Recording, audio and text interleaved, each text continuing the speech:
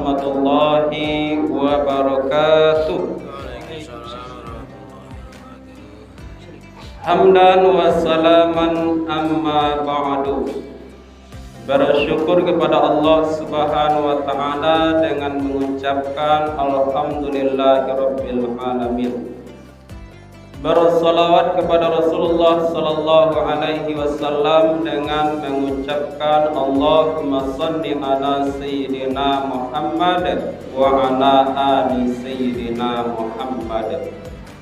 Yang saya hormati pengurus mushola, kemudian bapak-bapak, ibu-ibu yang insya Allah dimuliakan dan dirahmati oleh Allah Subhanahu wa taala.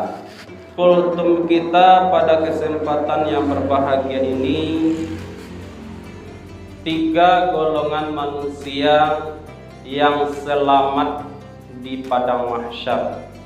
Sebelum dijelaskan 3 golongan manusia yang selamat di padang mahsyar, sedikit akan digambarkan bagaimana kondisi padang mahsyar. Padang mahsyar itu Bapak Ibu, seluruh manusia berkumpul di dalamnya. Mulai dari Nabi Adam sampai manusia terakhir diciptakan. Dan seluruhnya kita di dalamnya tidak ada berpakaian, telanjang bulat dan indah pakai terompa. Pada saat itu matahari akan dekat setiap manusia seukuran 1 mil, yaitu 1 kilo. Ada juga mengatuan sajangka dari kapalo.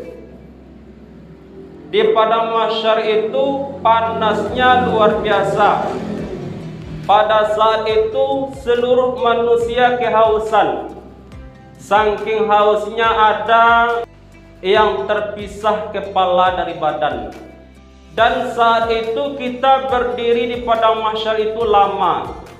Kata Nabi 50.000 tahun menunggu dihisab. Dan seluruh manusia resah dan gelisah, merasa ketakutan. Kenapa mereka ketakutan? Entah dari lima datang catatan amal, entah dari kanan atau sebelah kiri. Kalau dari kanan tentu masuk surga, kalau dari kiri masuk neraka.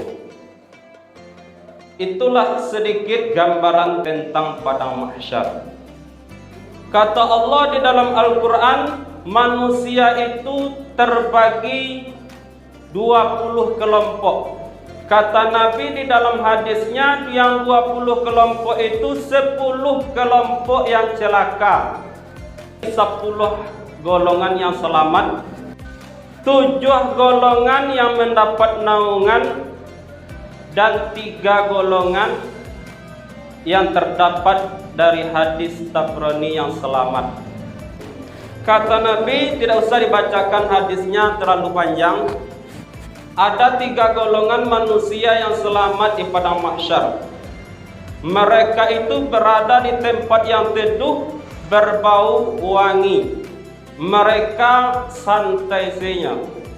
Orang kepanasan inyo kedinginan di dalamnya. Dan dia tidak merasa cemas dan takut, gelisah nadoda. Sia yang 3 golongan itu, yang pertama orang yang senantiasa membaca Al-Quran karena Allah Ta'ala. Kalau Bapak Ibu bertanya apa hal yang menyelamatkan awak di padang mahsyar, jawabannya adalah Al-Quran.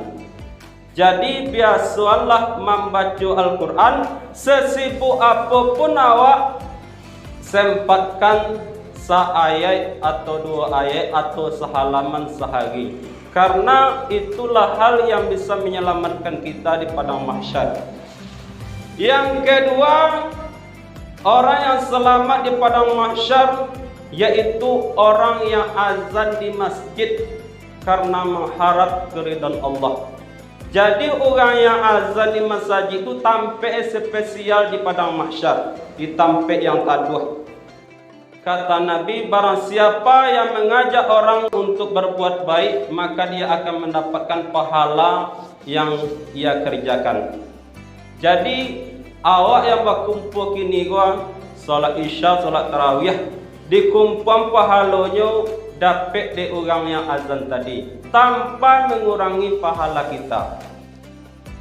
Jadi orang yang azan itu besar pahalanya, nanti tampaknya spesial di padang mahsyar.